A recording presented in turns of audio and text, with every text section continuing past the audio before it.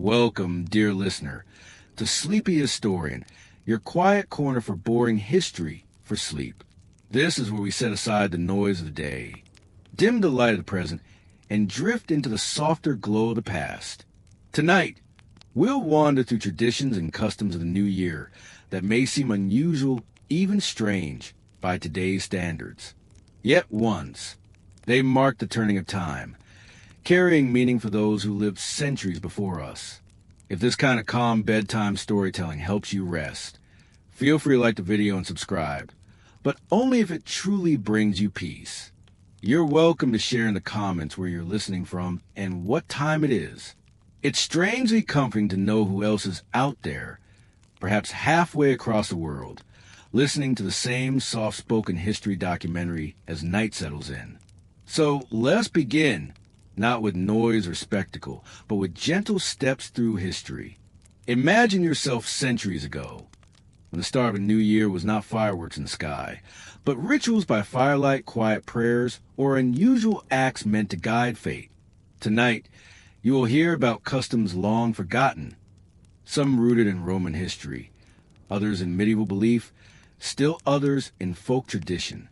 Together, they form a strange and soothing mosaic of how people have marked the passage of time. As we move through these stories, the goal is not excitement, but relaxation. Think of this as a history sleep story, where the rhythms of the past unfold slowly, like the turn of a page in an old manuscript. You may find your thoughts drifting, wandering as people once wandered through festivals, markets, or fields at the year's turning. That is perfectly fine. This space is for bedtime relaxation and soft storytelling, gentle, unhurried, and steady. The new year has always been a moment of transition, of stepping from the known into the unknown. Different cultures and centuries express this in ways that may surprise us, sometimes in ways that might seem humorous, sometimes solemn, sometimes mysterious. Yet behind each act was the same hope we still share, the hope for renewal, for good fortune, for peace. So as you listen, allow yourself to settle. The past is not rushing. It waits quietly, patiently, ready to keep you company. Let the strange customs of long ago people unfold gently in your imagination, like flickering images on parchment. The night is yours. The stories are waiting, and together we'll begin. To imagine a new year in the past, it helps to set aside our modern images of crowded city squares, fireworks, or countdowns on glowing screens. For most of human history, the arrival of a new year was experienced in quieter, humbler settings, in villages of wood and thatch, in stone cottages tucked along muddy roads, or in cramped townhouses clustered within medieval walls. The rhythms of life were slower, and time itself was marked not by seconds ticking away, but by the turning of seasons, the movement of the sun, the cycle of planting and harvest. In those villages, the new year began as an ordinary day layered with extra meaning. A farmer might rise before dawn, not to light fireworks, but to light a small fire on the hearth, the warmth spilling gently into the single room where his family slept. The first flame of the year was considered a kind of omen. If it caught quickly, if it burned brightly, it was a promise of good fortune. If it sputtered, there was unease, though life went on regardless. These were moments where ordinary acts, repeated countless times, took on a sacred weight. Food, as always, carried deep symbolism. In many European villages, the first meal of the year was carefully chosen. Bread baked fresh that morning might be shared among the family, sometimes flavored with seeds, nuts, or honey if such luxuries could be afforded. In certain regions, it was believed unlucky to let the household run out of bread or salt at the turn of the year. To do so was to invite hunger.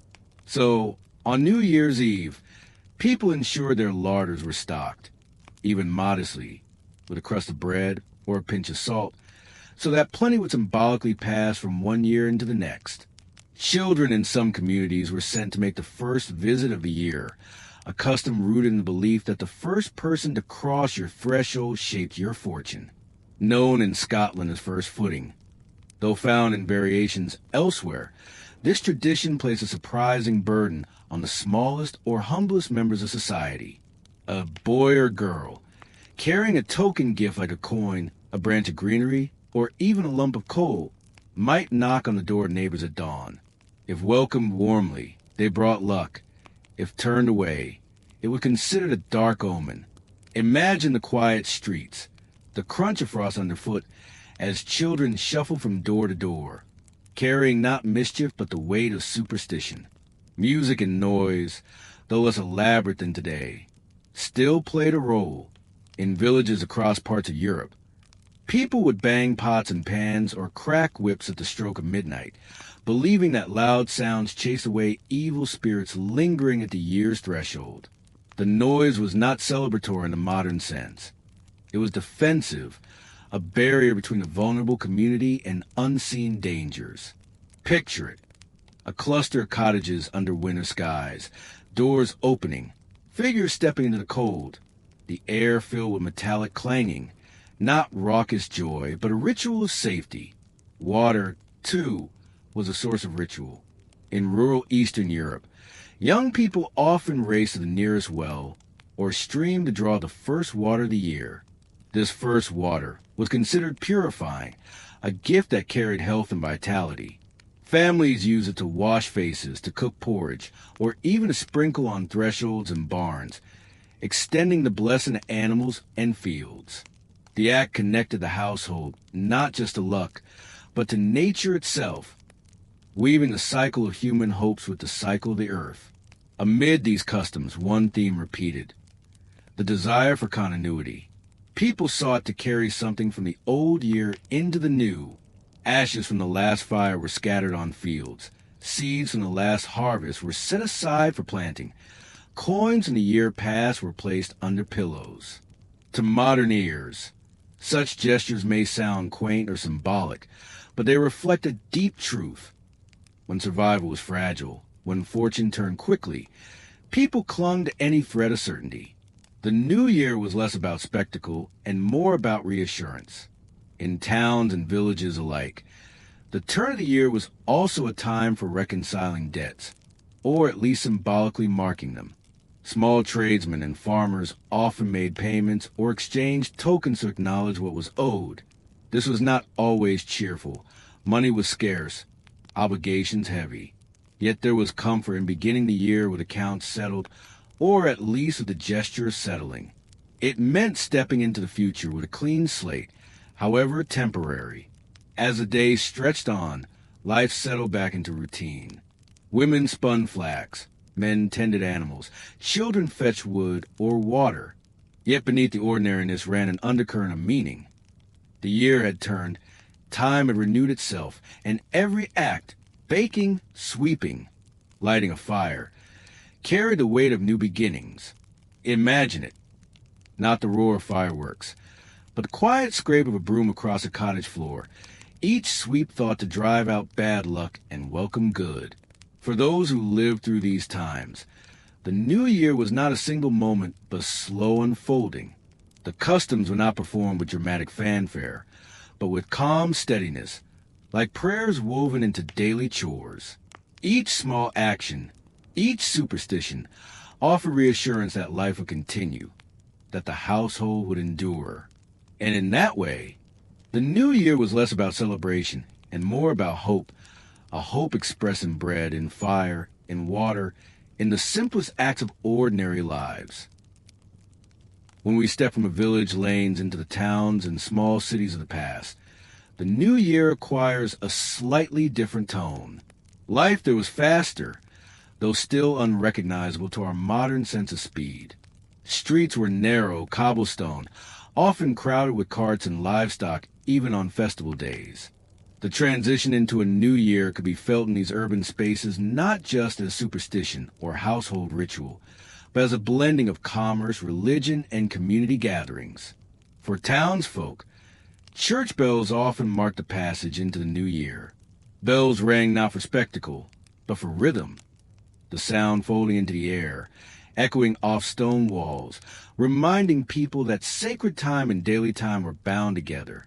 Those bells might toll at midnight, but just as often they sounded at dawn services, as townspeople shuffled sleepily into cool, echoing churches. The ritual was quiet, reflective. Incense drifted in the air, candles flickered, voices rose in chant.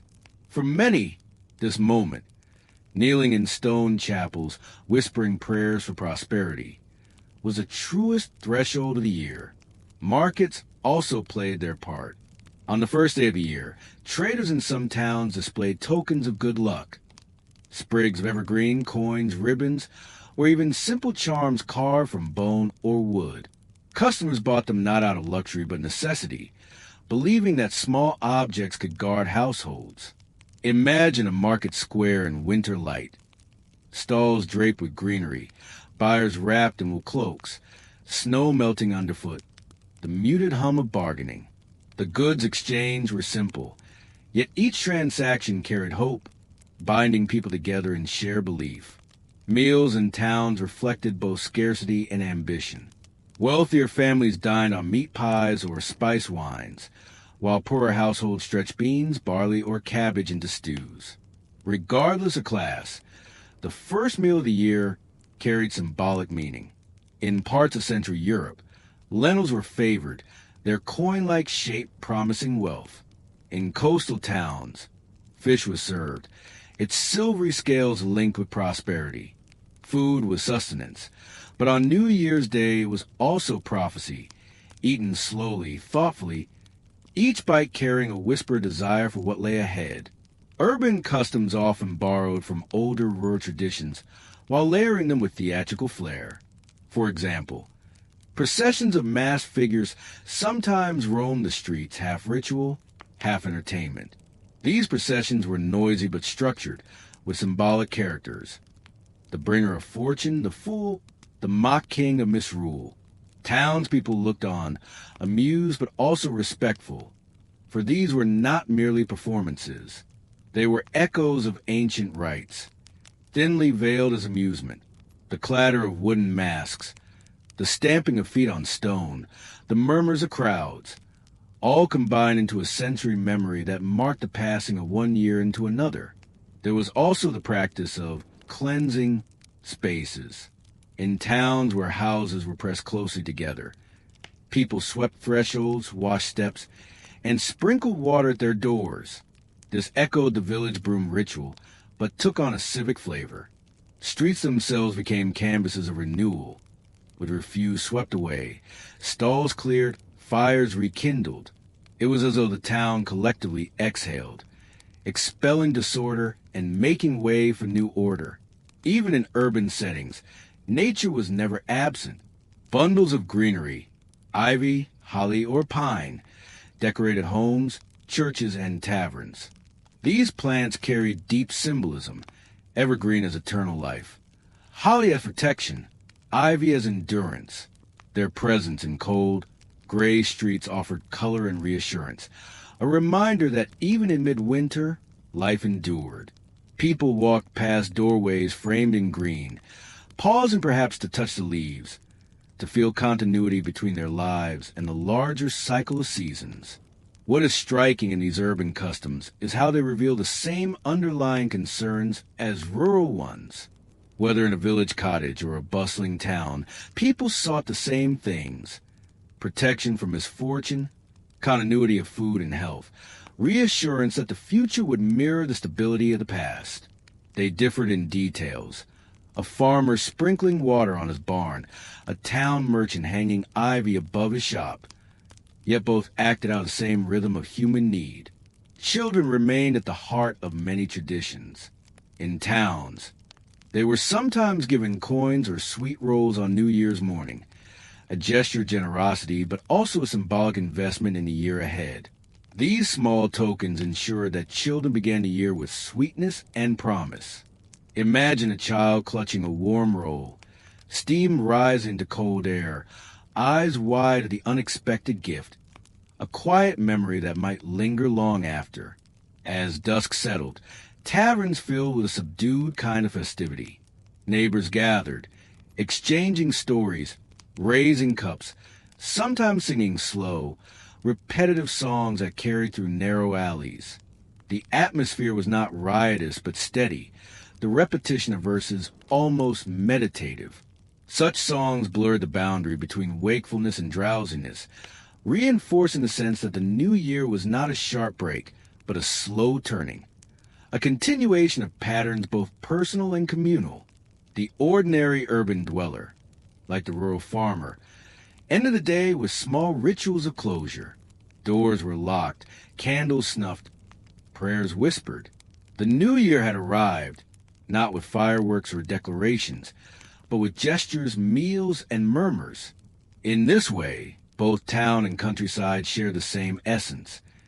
The recognition that time was fragile, life uncertain, and that the market's passage was a claim, even briefly, a sense of order in an unpredictable world. Beyond the bustle of markets and the sweep of communal rituals, the new year was also an intimate affair, shaped by beliefs that threaded themselves into the smallest household details. To live in those centuries was to see meaning in every action, every sound, every object. The threshold of a new year was not just marked on the calendar, but felt in the rhythm of one's home, in gestures repeated year after year. One widespread belief was that the first visitor of the year carried great significance. In many European traditions, this figure was known as the first footer. Imagine the anticipation. The door opening on a cold morning, the creak of hinges, the hush of breath as a neighbor or stranger crossed the threshold. What they brought with them mattered deeply. A man bearing coal or bread meant warmth and sustenance for the year ahead. A woman arriving first in some regions was considered less fortunate, tied to old superstitions of balance and fate. Families sometimes arranged these visits deliberately, sending for a favored neighbor to bring in the year with auspicious tokens. Another custom involved silence, a strange, almost paradoxical practice. In certain places, the first morning of the year was to be spent quietly, with words withheld, as though speech itself might shatter the fragile new beginning. Families moved softly through their routines, stoking fires, preparing meals, greeting one another with nods rather than words. Silence was protective, a shield against chaos, broken only when enough time had passed to ensure that the year would hold together. Imagine a cottage kitchen where only the sound of the hearth filled the air, the crackle withstanding in for conversation. Fires themselves carried immense symbolic weight. In northern regions, embers from the old year's fire were carefully preserved to ignite the first flame of the new one. This act bound continuity, ensuring that warmth and protection extended seamlessly from past to present.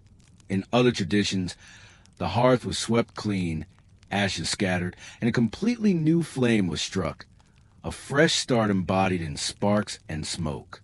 Both practices reveal the delicate balance between holding on and letting go, between continuity and renewal. Water, too, played a role.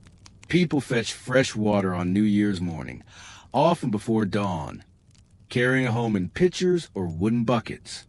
This first water was thought to be especially pure, imbued with protective power. Some sprinkled at thresholds or added drops to cooking pots, while others washed their faces in it to ensure health and beauty. Imagine the stillness of a stream at dawn, frost edging its banks, a solitary figure leaning to fill a vessel. The action was simple, yet its meaning was profound. Water drawn at the year's beginning was life itself, carried carefully into the household. Food customs, already central to celebrations, often included deliberate acts of generosity. It was common to share part of the first meal with the poor, or to leave a small portion set aside for spirits, ancestors, or the unseen forces believed to hover around households. Such gestures bound the community together, extending the benefits of prosperity beyond one's own family. They also acknowledge a thin boundary between the living and the dead, between the seen and the unseen, especially potent at thresholds of time. Animals were not excluded from these beliefs. Farmers often fed their livestock special treats on New Year's Day, an extra measure of grain, a slice of bread dipped in ale, or a handful of herbs. These offerings were not sentimental but symbolic, ensuring that the creatures who sustained human life would themselves thrive in the year to come. Imagine cows chewing slowly in a cold barn, the air thick with the smell of hay, as their keeper offers them a gift that is both practical and sacred. Music, too, enter households in quiet ways. In some regions, soft instrumental tunes were played at doorways, not entertain but to charm the home, weaving sound into protection. Pipes, fiddles, or even simple flutes produced melodies that hovered in the winter air, gentle as a lullaby. These notes were thought to banish misfortune, to set the year's rhythm and harmony. The act of playing was as important as the sound itself, a ritual of vibration and breath. Dreams on New Year's Eve and New Year's night were also believed to carry special significance. What a person dreamed was thought to foreshadow events of the year ahead. A dream of water might mean journeys, one of fire might mean conflict or renewal, and dreams of the dead were interpreted as warnings or blessings. Families sometimes shared their dreams at breakfast, weaving them into the fabric of communal expectation. This made the private inner world part of collective rhythm of hope and caution. These practices, small as they seem, carried enormous weight because they rendered the invisible visible. People could not control harvests, wars, or plagues, but they could manage a threshold, a hearth, a bucket of water, or a loaf of bread. In these details, they sought agency. The repetition of such gestures year after year gave life a rhythm, a sense that even in an uncertain world, something could be held, shaped, and offered back to time. When viewed together, the silent a household at dawn, the first visitor bearing coal, the ritual of fresh water and new fire, we glimpse the daily life of New Year, not as spectacle, but as texture. Each act was layered with memory and intention, so that the turning of the year was never abrupt. It was absorbed gradually, like water into soil, settling into the pattern of life. And so, while parades and markets gave outward form to the celebration, it was these household rituals that truly defined the experience. Quiet, repetitive, domestic, they made the invisible transition tangible. A family sitting in silence, feeding their animals, sprinkling water at the threshold. This is where the heartbeat of New Year truly lived. As we step gently from the texture of household rituals, it is worth pausing to reflect on the role of individuals who shaped the very framework by which New Year was measured. Among them, one figure stands out with particular clarity: Julius Caesar, the Roman statesman and general whose legacy extends not only through politics and empire, but also through the rhythms of time itself. In the late Roman Republic, the calendar had become a source of deep confusion. The old Roman lunar calendar was misaligned, slipping away from the natural cycles of the sun and seasons. Priests known as pontiffs had the power to adjust the year by inserting extra months, but this process was often abused, bent to political ends. A year might be lengthened to keep an ally in office, or shortened to push a rival from power. By the mid-1st century BCE, the calendar was badly out of step. Festivals no longer matched their intended seasons. Farmers could not rely on official dates to guide planting or harvest. Time itself felt unstable, uncertain. It was in this atmosphere that Caesar, upon consolidating his power, undertook a reform that would anchor the calendar to the solar year. With the help of the Alexandrian astronomer Sosigenes, he introduced what we now call the Julian calendar. It was a bold act of authority, reshaping not only politics but the very rhythm of life. Beginning in 45 BCE, the Roman year was set at 365 days, with a leap day added every 4 years. And within this reform, Caesar placed special emphasis on January 1st. Previously, Roman years had often begun in March, aligned with spring. But Caesar anchored the start of the year firmly in midwinter, dedicating it to the god Janus. Janus, the two-faced deity, looked both backward and forward, embodying transition, thresholds, and beginnings. This symbolism made January 1st an ideal point from which to measure the turning of time. For the Romans, the adoption of January as a year's threshold carried new rituals. Citizens offered sacrifices to Janus, pouring wine and honey cakes at his temples. They exchanged gifts of figs, dates, and honey, tokens of sweetness and good fortune. These gestures, gentle and symbolic, were meant to shape the flavor of the year to come. Imagine the forum, quiet in the chill of winter, with citizens approaching altars, leaving small offerings that glowed softly in the pale light. Julius Caesar's decision reverberated beyond ritual. It imposed order where there had been confusion. Farmers once again trusted that the official year aligned with the seasons. Priests lost the ability to manipulate time for politics. Ordinary people gained stability. Festivals fell when they were expected. Planning matched the calendar, contracts and records carried a reliable sequence. Time itself became more predictable, less vulnerable to chaos. Of course, Caesar's reforms also carried personal symbolism. By defining the very framework of time, he strengthened his authority. In Rome, to control the calendar was to control not only the days, but also the meaning of civic life. Every Roman who marked January 1st as the start of the year was, consciously or not, acknowledging Caesar's influence. His legacy seeped into daily routines, embedding his power not only in politics, but in the unseen rhythm of days and years. Yet, despite its authority, the Julian calendar was not perfect. Its calculation of the solar year was slightly off, leading to a drift of one day every 128 years. Over centuries, this would accumulate, creating a subtle mismatch between dates and the natural year. Still, the reform was a monumental achievement, enduring for more than 1,500 years until it was corrected by the Gregorian reform in 1582. Even today, traces of Caesar's decision shape the calendar most of the world follows. For our purposes, though, what matters most is the way this act reframed the new year. Imagine being a Roman citizen in 45 BCE, stepping into the first January 1st of the new calendar. The air cool, the stones of the city echoing beneath sandals, priests chanting at the temple of Janus. A sense of order settling in, of something clarified. It was not only a new year, but a new way of experiencing time.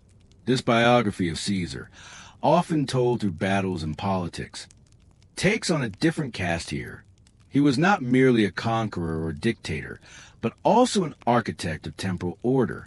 His hand reached into the flow of days, giving structure to moments we still observe more than 2 millennia later. When we celebrate New Year's on January 1st, when we speak of calendars and leap years, we are still, in some way, living in the rhythm Caesar set. It is a gentle reminder that history is not only battles and monuments, but also the unseen patterns that govern daily life. The tick of a clock, the turn of a page on a calendar, the quiet ritual of noting a new year. All of these carry echoes of decisions made long ago. Caesar, through his reform, gave us a way to mark beginnings, to look both backward and forward, much as Janus himself does. Thus, the new year we know today, with its celebrations and resolutions, carries in its bones a legacy of a Roman statesman. As we drift into this story, imagine not the noise of conquest, but the quiet act of aligning time with the sun, of setting January 1st as a symbolic threshold. In that moment, history and daily life intertwined, giving shape to rituals that would echo endlessly far beyond Rome. From Rome, let us gently drift forward through centuries, toward a land where winter feels harsher, where the year's turning carries with it not only celebration but deep cultural weight. In Scotland, the new year became known as Hogmanay. Its roots stretch into medieval and perhaps even pre-Christian times, and though its full origins remain uncertain, the customs that grew around it became defining features of northern life. Imagine the long nights of December, the sky deep and cold, the land resting under frost. in this setting. The Scottish people cultivated rituals to mark renewal. Hogmanay was more than a single night. It was a transition woven with fire, food, and community. Each element reflected a desire to begin the year on favorable terms, to cast off the old and welcome the new. One of the most distinctive customs was first footing. Just after midnight, the first person to cross a household's threshold would set the tone for the year. A tall, dark-haired man was considered especially lucky, while those with light hair, a faint echo, perhaps, of historic tensions with invading Norsemen, were thought less favorable. The first footer often carried symbolic gifts: coal for warmth, bread for food, and whiskey for cheer. These tokens represented the essentials of life, ensuring that the household would be blessed with comfort and prosperity in the year ahead. The act of crossing the threshold echoed ancient themes of passage, of Janus-like transitions, though filtered through Scottish tradition. You might imagine a family gathered in a modest stone house, fire glowing faintly in the hearth. The knock at midnight, the door opening to reveal a figure with a smile and a bundle in hand. The exchange of gifts, the embrace, the reassurance that the year had begun with fortune. Such scenes, repeated across villages and towns, created a rhythm of reassurance, binding communities together in hope. Another enduring custom of Hogmanay was the lighting of fire. In towns like Stonehaven, the fireball procession became a spectacle. Men swung great spheres of flame, arcs of light spinning against the winter night. Though today such displays are seen as tradition preserved for heritage, their roots lie deep in symbolic renewal. Fire consumed the remnants of the old year, purifying and clearing space anew.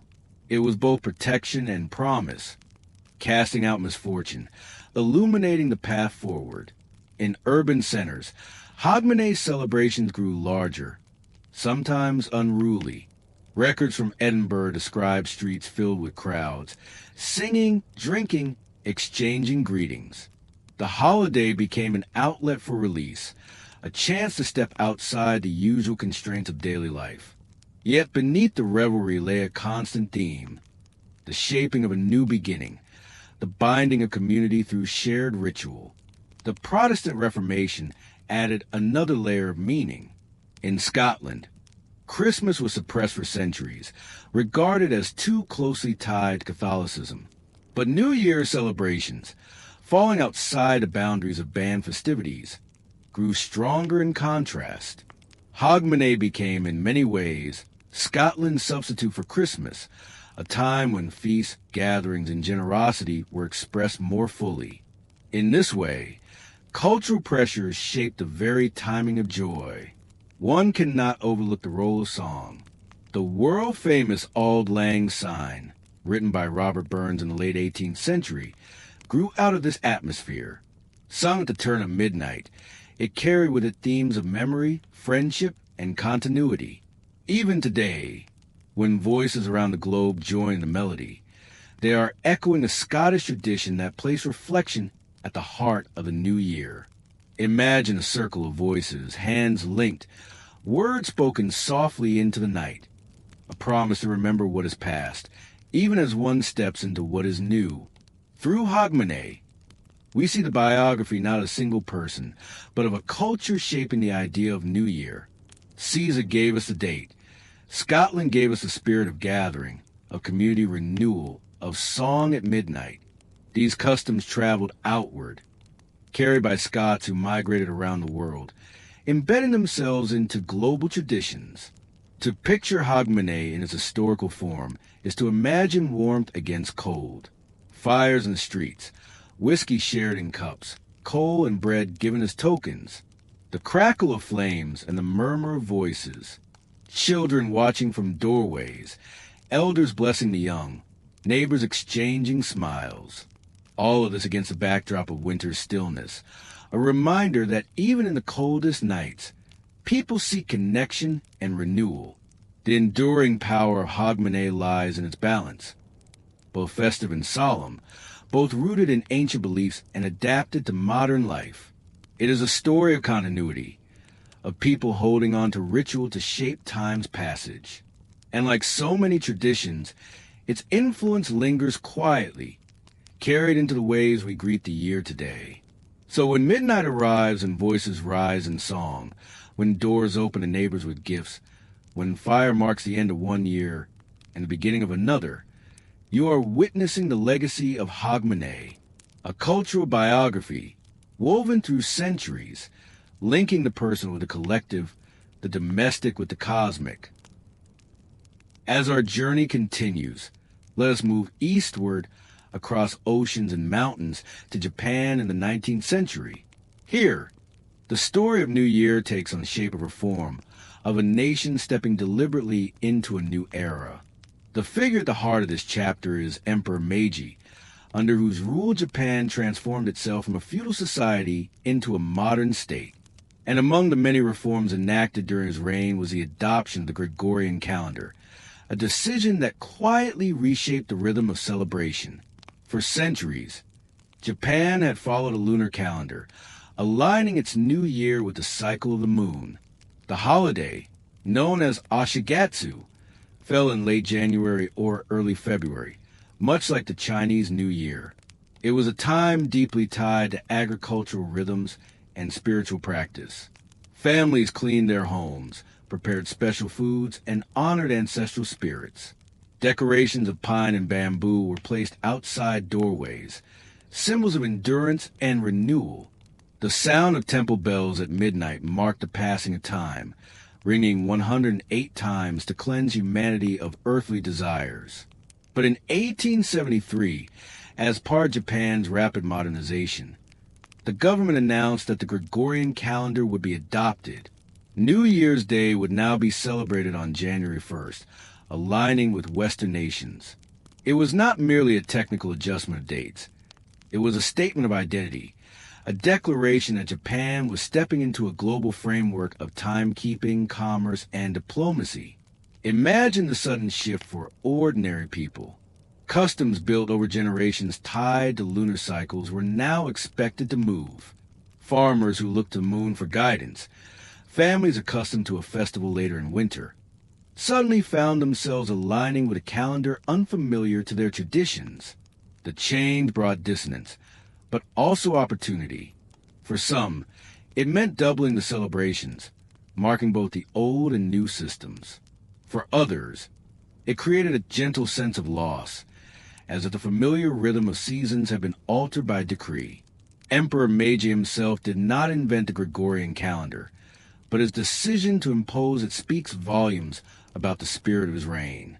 The Meiji era was one of deliberate transformation, where Western technologies, fashions, and institutions were imported and adapted. The calendar, though quiet in appearance, was a tool of synchronization, aligning Japan with the clocks and calendars of Europe and America. To participate fully in trade, treaties, and diplomacy, the nation needed to share not only languages of law and commerce, but also the basic rhythm of time itself.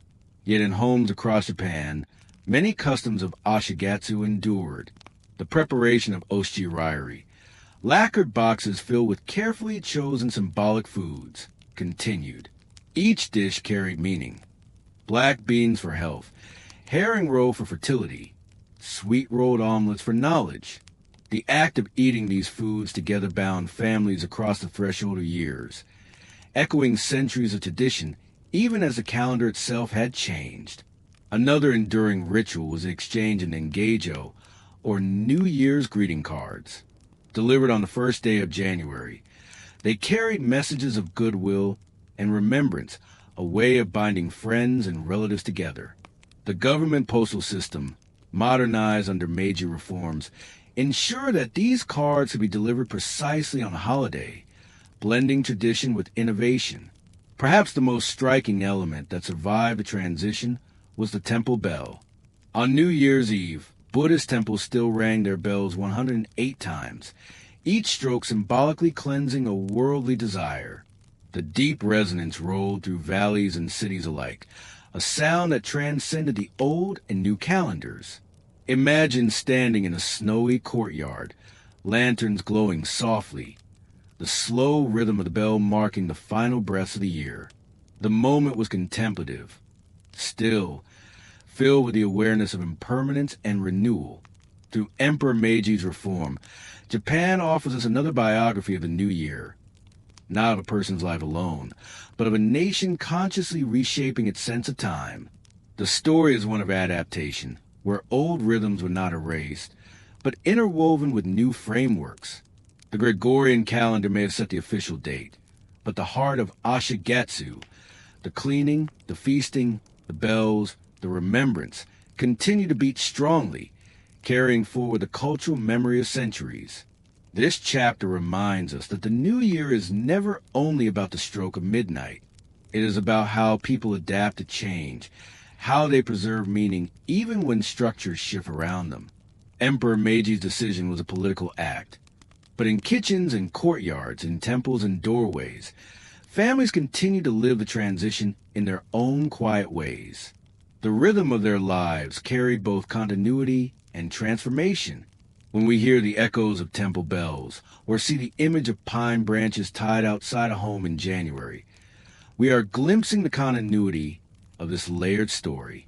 It is a biography of a nation aligning with the wider world, while still keeping its own heartbeat. As we leave the biographies of rulers and reformers behind, let us drift now into the quieter realm of archaeology, where fragments of pottery, inscriptions, and ruins whisper of long-forgotten New Year rituals. Here, the story is not written in neat biographies or decrees, but pieced together through mystery. We stand before the silent traces of people whose customs once gave meaning to the turning of time, yet whose voices are now little more than echoes. One of the most enigmatic traditions of the ancient world comes from Mesopotamia, often called the cradle of civilization.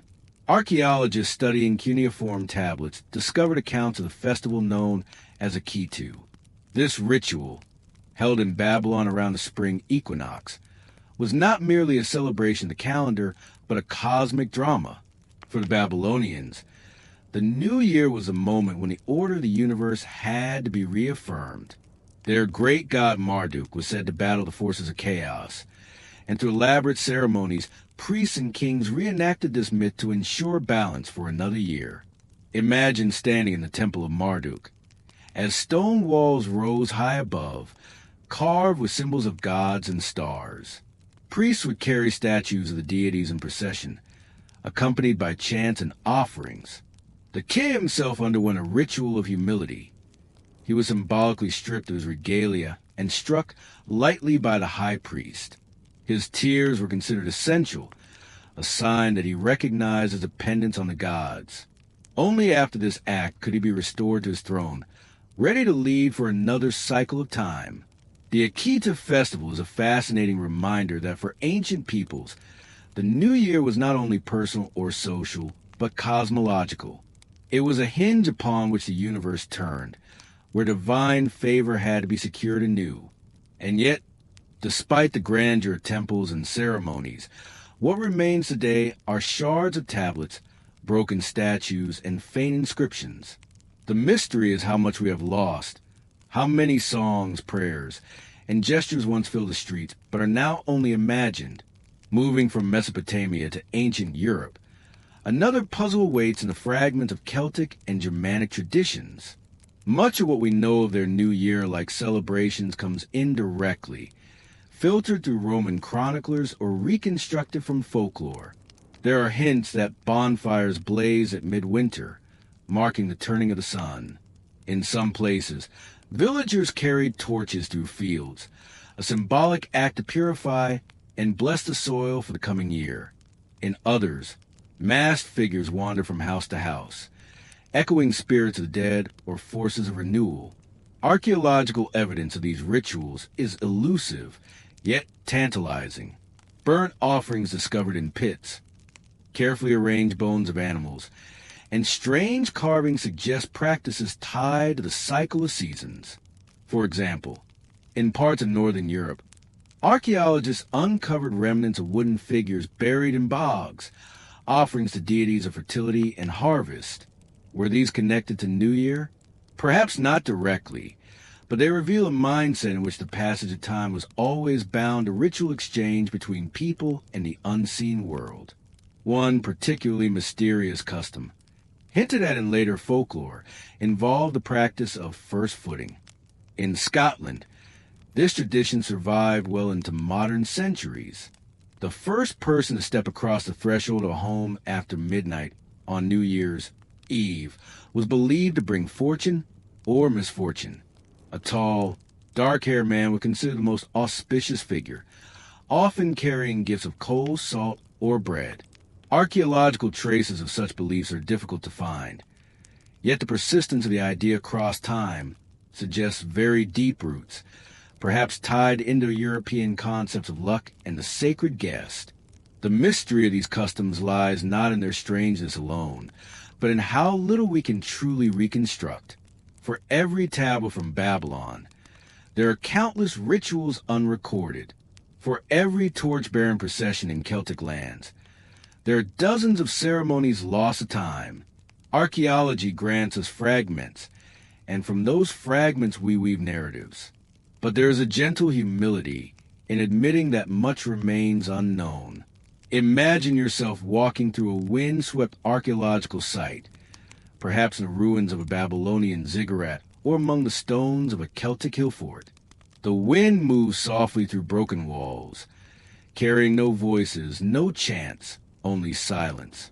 And yet, with each fragment, we sense that here, once, people marked the passage of years with rituals that bound them to gods, to the soil, and to one another.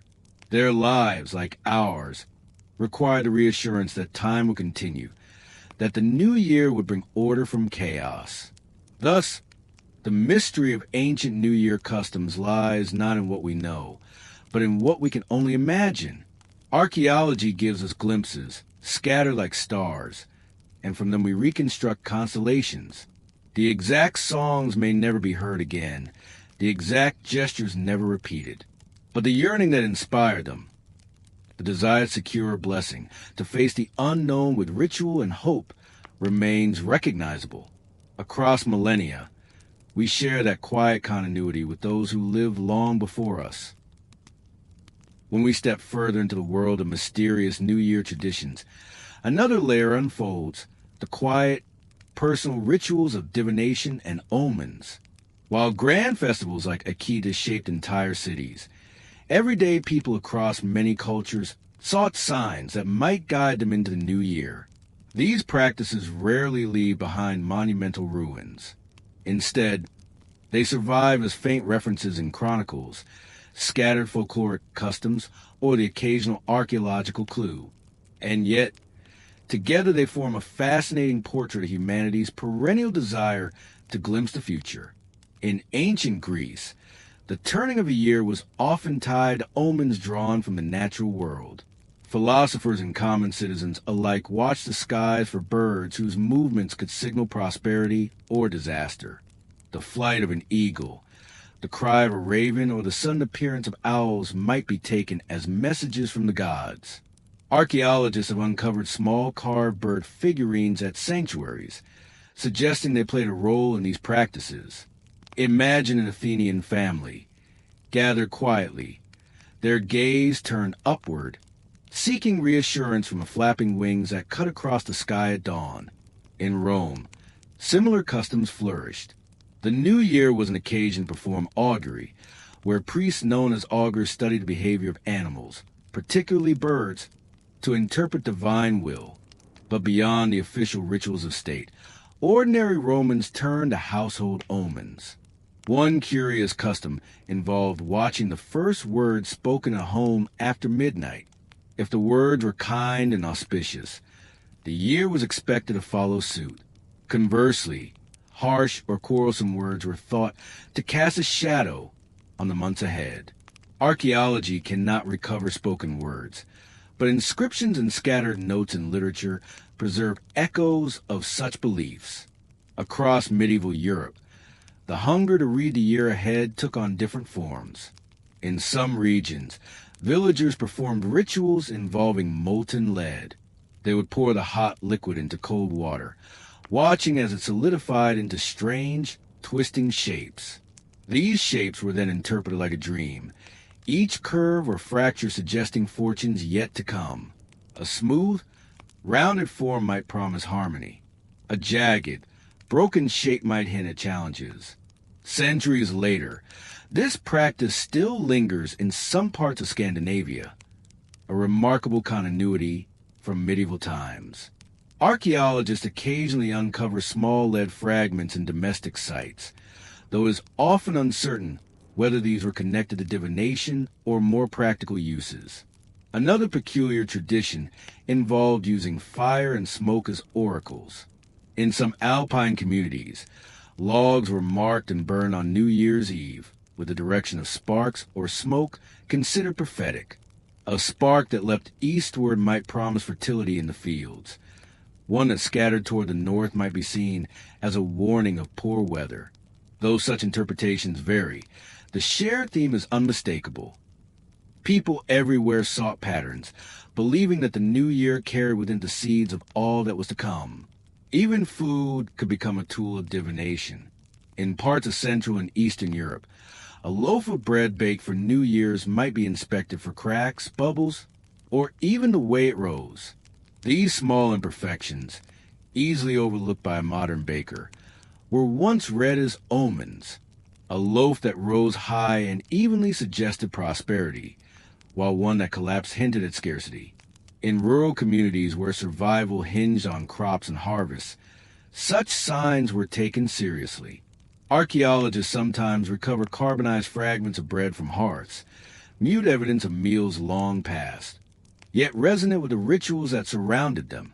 It is tempting to see these practices as quaint superstitions, but they reveal something deeper, a human need for reassurance in the face of uncertainty. The new year, by its nature, represented both hope and anxiety. Each omen or ritual was a way of negotiating with the unknown. Whether through molten lead, sparks from a log, or the flight of birds, people sought to glimpse the invisible threads that tied the present to the future. Consider how familiar this impulse still feels. Even now, countless people begin each January by making resolutions, checking horoscopes, or performing small rituals of luck, eating certain foods, opening windows, or cleaning homes. These may not involve augurs or sacred birds, but they echo the same yearning to prepare for what lies ahead. The continuity across centuries is striking. Picture yourself in a quiet medieval cottage on New Year's Eve.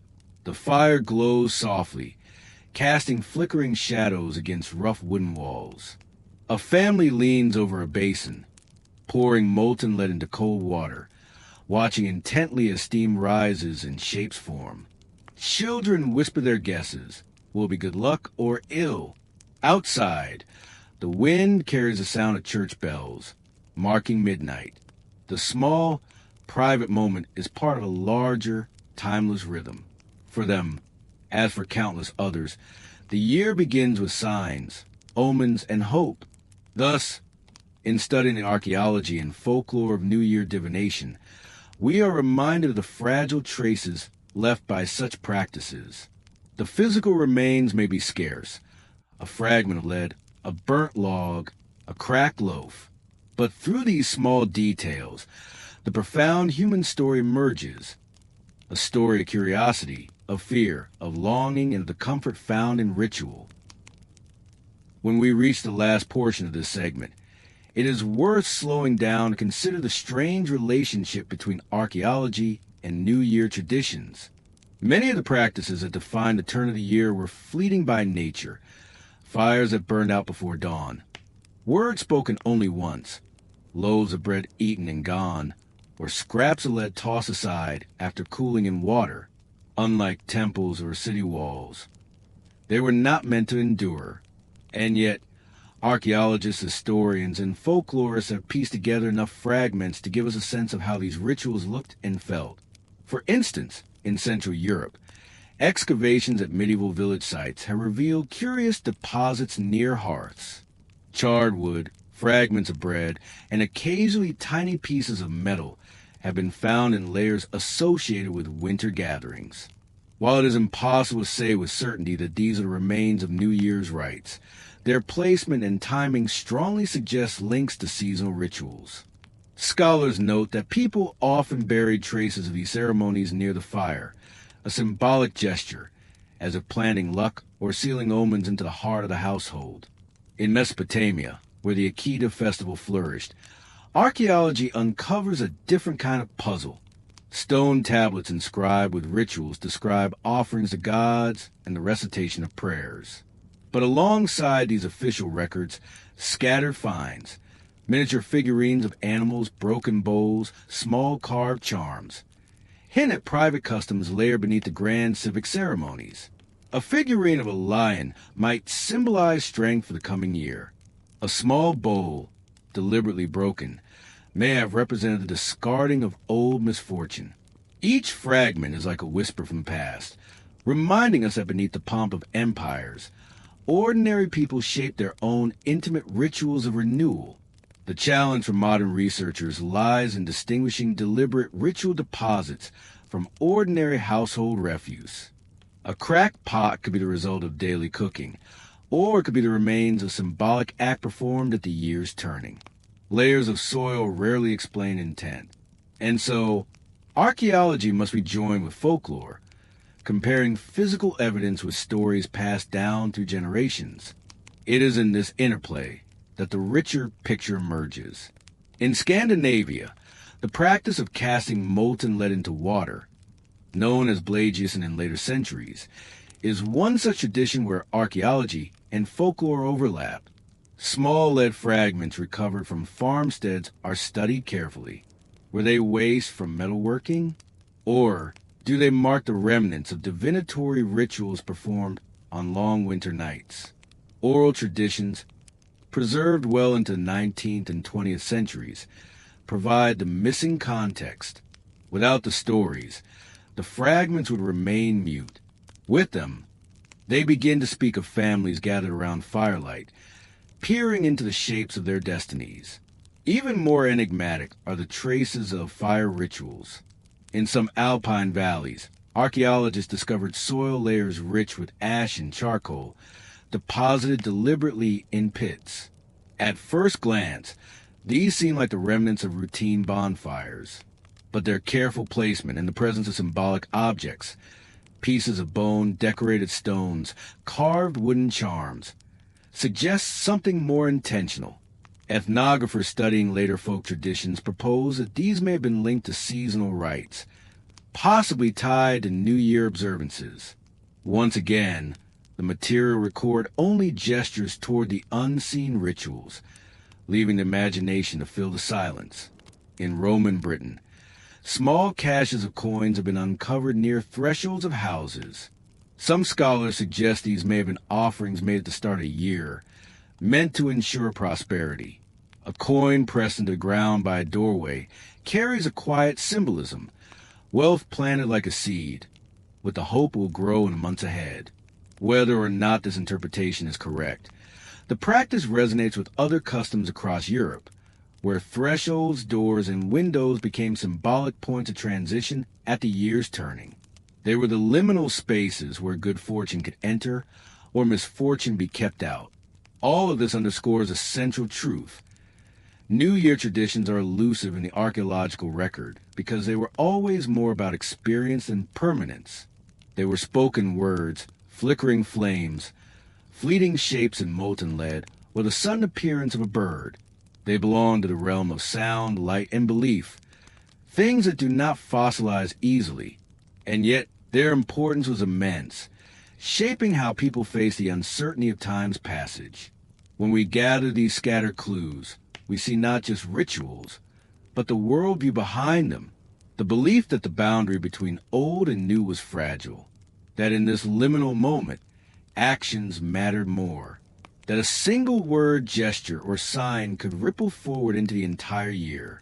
This sensitivity to thresholds, transitions, and omens is what gave New Year its enduring power. Imagine standing in the ruins of an ancient village as evening falls. The ground beneath you holds traces, charcoal flecks, broken potsherds, a coin pressed into earth centuries ago.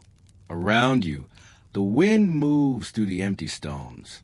There are no voices, no fires, no omens to read. And yet, if you close your eyes, you can almost sense it. The hush of anticipation, the flicker of ritual, the quiet hope that the year ahead will be kinder than the one just gone. Thus ends the archaeology of New Year mysteries. Not a complete picture, but mosaic of fragments, each piece revealing how deeply humans have always longed to shape time, to negotiate with the unknown, and to find comfort in ritual as one year yields to the next. When we turn to the final chapter of this journey, we step into the world of contrast. For while the new year was marked by festivals, omens, and rituals, the experience was not the same for everyone. The rhythm of celebrations depended heavily on one's place in society. The poor and the wealthy, the laborer and the noble, the villager and the courtier, each approached the turning of the year with hopes and anxieties shaped by their circumstances. For a peasant family in medieval Europe, the New Year often carried no elaborate feasts or gilded ceremonies. Their observance was practical, bound to the cycles of field and flock. The day might begin with the tending of animals, the breaking of ice to draw water, or the slow work of mending tools for the months ahead. And yet, woven into these duties were quiet traditions. A loaf of bread baked especially for New Year's morning, sometimes marked with cross or special pattern, could be shared among the household. Each bite was believed to carry luck, ensuring that no one would go hungry in the year to come. The hearth, glowing dimly in the center of the home, often became the stage for smaller rituals. A piece of wood might be saved from a Yule log of Christmas, carried forward into the New Year fire to ensure continuity and protection. In some villages, ashes were spread across the fields, mingling with the frozen earth, a gesture of blessing for crops still months from sprouting. These acts were small, almost invisible to history, but for the families who performed them, they offered reassurance. In towns, apprentices and craftsmen experienced the new year in slightly different ways. For them, the day marked not only a fresh start in the agricultural calendar, but also a renewal of contracts, dues, and obligations.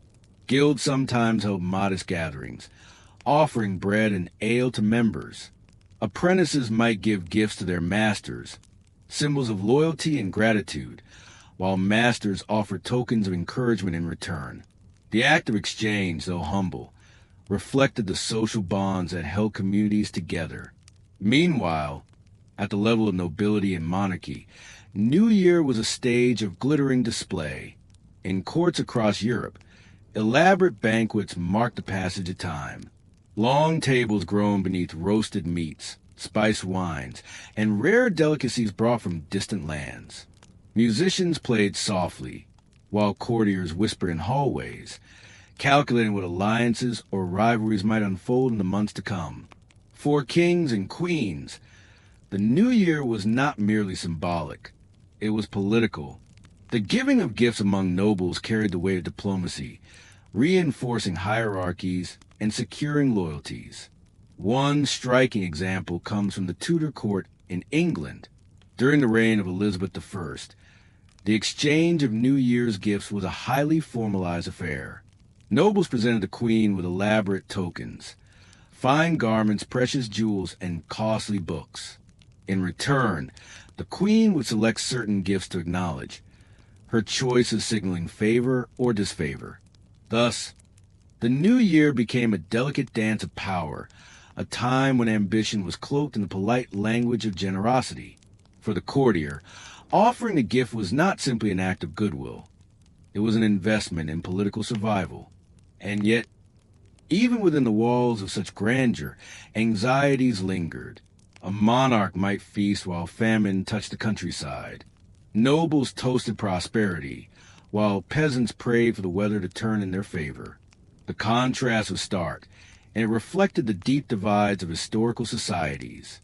New Year's Day served as both a unifying moment, when everyone marked the passage of time, and a dividing one, when the means of observance revealed social inequality. Beyond Europe, similar contrasts played out. In Japan, the elite classes observed the New Year, Ashigatsu, with poetry, music, and refined meals, while farmers followed humbler customs, such as hanging straw ropes at entrances to ward off misfortune. In China, the imperial court dazzled with fireworks, elaborate processions, and formal banquets, while in the villages, families burned incense, honored ancestors, and hoped simply for a harvest free of floods or pests. The contrasts were profound, yet the underlying theme was shared. At every level of society, the new year symbolized renewal, hope, and a fragile sense of control over the unknown. When we place these contrasts side by side, the picture becomes richer. For the poor, the year's turning was a prayer for survival. For the wealthy, it was a performance of power and stability. And in between, countless individuals crafted their own observances. Apprentices with small tokens, families with simple meals, villagers with ash spread over fields. Each act, whether modest or magnificent, was a way of meeting the uncertainty of the year ahead. Imagine, then, two scenes unfolding at the same moment. In a farmhouse, a mother breaks a crust of bread and passes it to her children, the warmth of a loaf steaming in the cold air. In a palace, a queen lifts a jeweled goblet, surrounded by courtiers and candlelight. Both acts carry meaning. Both belong to the turning of a year. And though history has preserved more detail of the queen's banquet than the family supper, both deserve their place in the story of how humanity has marked this delicate threshold of time. This contrast between the hearth and the hall, the bread and the banquet, forms the foundation of our final exploration of New Year customs. If we step further into the world of contrasts, beyond the banquets of nobles and the loaves of peasants, we find another layer of the New Year experience, the realm of omens and superstitions. The way people read the future or guarded against misfortune depended greatly on who they were and what resources they had at their disposal. For the poor, omens often emerge from nature and daily tasks. For the wealthy, they could be tied to complex rituals, astrologers' charts, or elaborate ceremonies designed to protect entire realms. Among rural families, simple acts of household life became infused with meaning.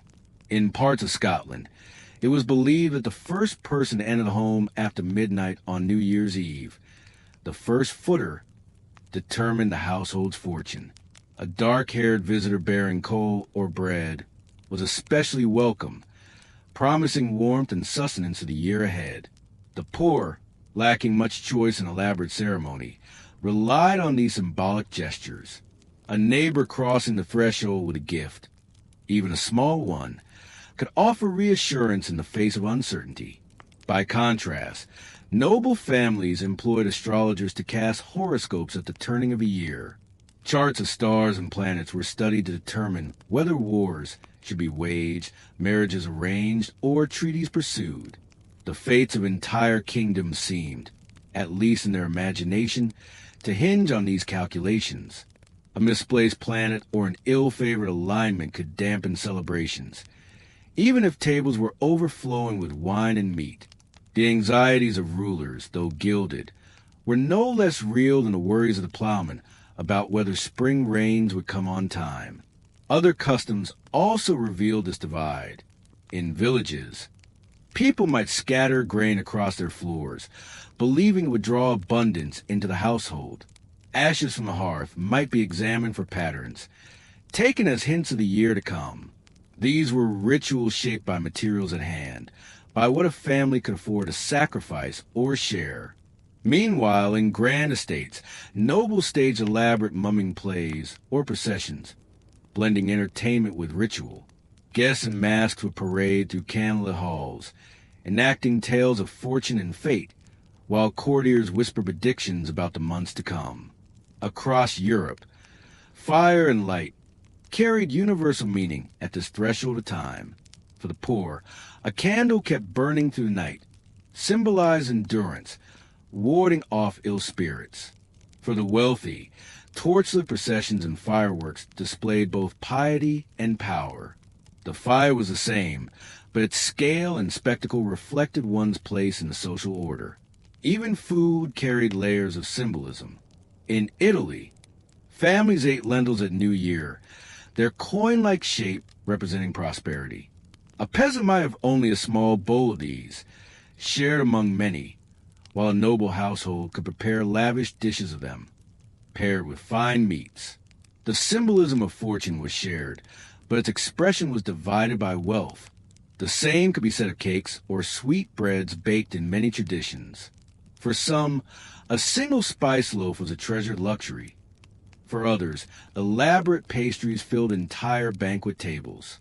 Perhaps the most telling contrast lay in how people imagined the year ahead. For a farmer, the focus was immediate. Would the crops grow? Would the animals thrive? Would the family survive lean months?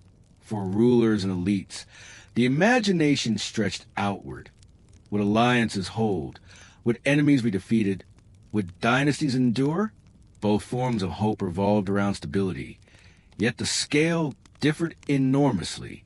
And yet, amid these contrasts, there were subtle points of unity. The act of marking time, of pausing at this fragile threshold, connected people across divides. Whether by examining the stars or scattering grain, by offering jewels or sharing bread, people sought the same comfort. The belief that the future could be influenced, even if only slightly, by ritual or gesture. Imagine for a moment a narrow cottage where a family quietly examines the ashes of their hearth, searching for shapes that might hint at fortune. Then imagine, just a few miles away, a noble family watching an astrologer unfold charts by candlelight, his voice echoing softly in a high-ceilinged hall. The settings are worlds apart, yet the intention is strikingly similar. Both households search for reassurance, for signs that the year to come will be kinder than the one that passed, such as the duality of New Year customs. Deeply personal, yet also profoundly shaped by one station. For the poor, the rituals were small, woven seamlessly into survival. For the rich, they became spectacles, woven into politics and power. And yet, behind both stood the same human impulse, the desire to find order in uncertainty, to mark a beginning with hope, to stand at the edge of the unknown with some gesture of control. In these ways, the new year magnified the social contrast of the past. It revealed both the distance between farmer and monarch and the thread of similarity that bound them. Both looked forward, both hoped, both worried, and both sought comfort in the rituals of their time. As the night of New Year's Eve gave way to dawn, the different layers of society awoke to their own customs, their own ways of starting afresh. For peasants, the new year began with the same chores as always: tending animals, mending tools, fetching water, stoking the hearth. Yet even in these ordinary acts, there lingered a sense of renewal.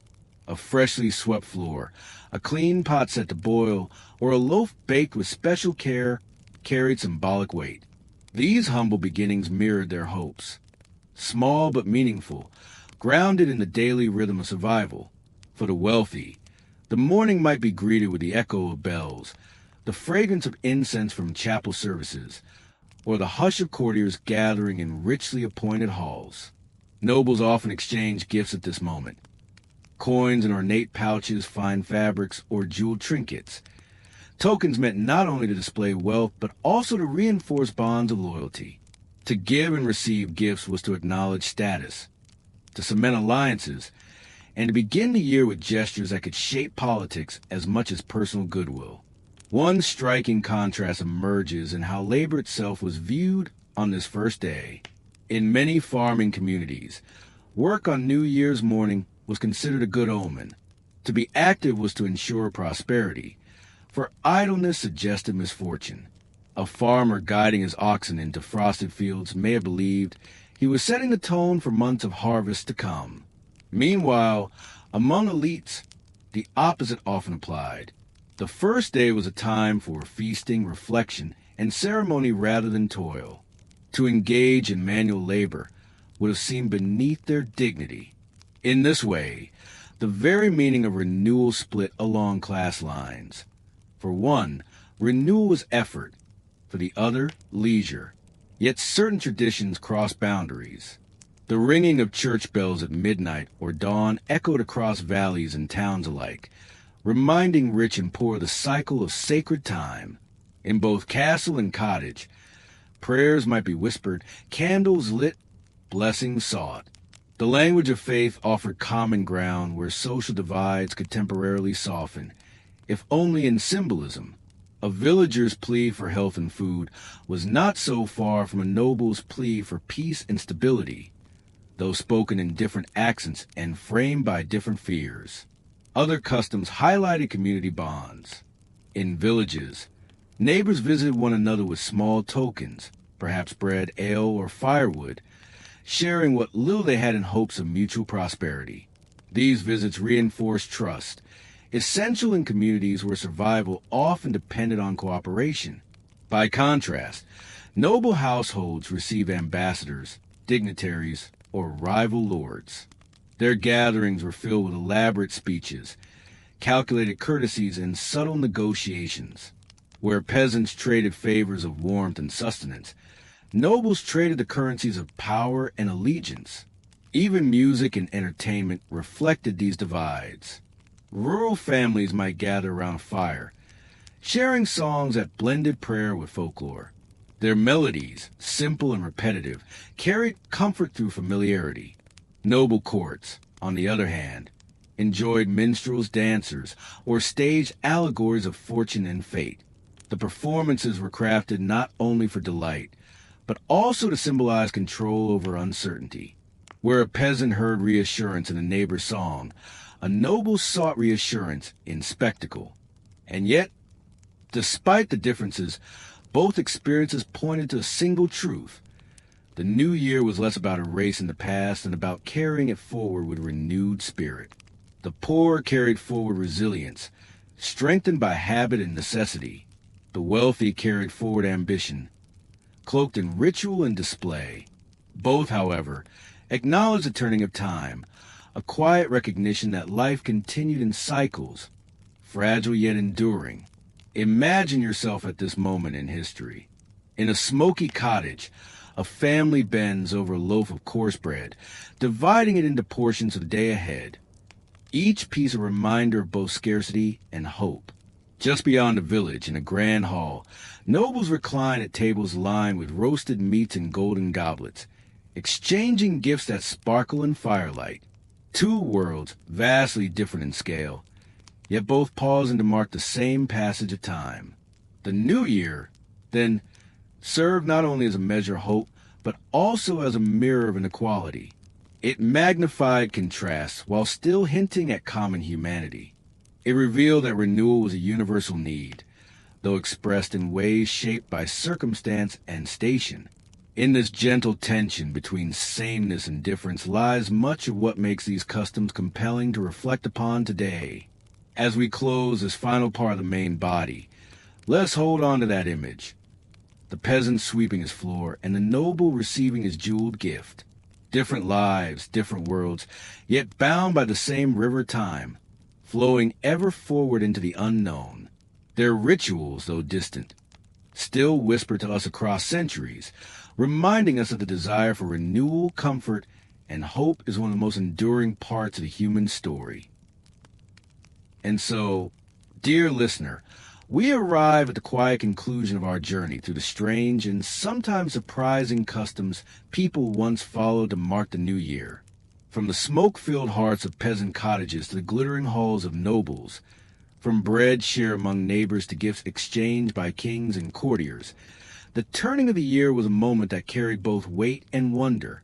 Though centuries have passed, the need to pause, to reflect, and a hope for better days remains unchanged. As you rest now, you might find it comforting to remember that people long before us struggled with the same anxieties and aspirations we feel today. They worried about food, about weather, about health, about the fragile ties of community. They celebrated with what little they had, or displayed grandeur when wealth allowed. But beneath those differences lay the same quiet wish. that the year to come might be kinder than the one that had gone. It is strange, isn't it, to think of time as both endlessly moving forward and endlessly repeating itself? Year after year, generation after generation, the cycle continues. The rituals may have changed, the languages and costumes replaced, but the impulse remains steady. Renewal, remembrance, and the promise of beginnings. These are threads that bind us all to the long fabric of history. So, as you drift further into calm, perhaps imagine yourself among them. You might be in a cottage warmed by firelight, listening to a simple song sung softly against the winter cold. Or you might stand in a candlelit hall, the hush of voices blending with the echo of bells at midnight. You may feel the weight of centuries fold around you, and yet you are safe here in the present, with the comfort of your own bed and the stillness of the night. If this kind of storytelling has eased your thoughts, if the steady rhythm of boring history has carried you close to sleep, feel free to leave a gentle mark, a like, a subscription, a quiet comment, only if it truly brings you peace. And perhaps share where in the world you're listening from and what time it is. It is curiously soothing to know that even as you close your eyes, others too are listening, resting, letting the same old stories wash over them. For now, let the past settle softly around you, like snow drifting over an old village lane. Let the turning of a year remind you that time moves forward, yet always circles back. And let the voices of history fade into silence as you drift slowly and peacefully into sleep. Good night.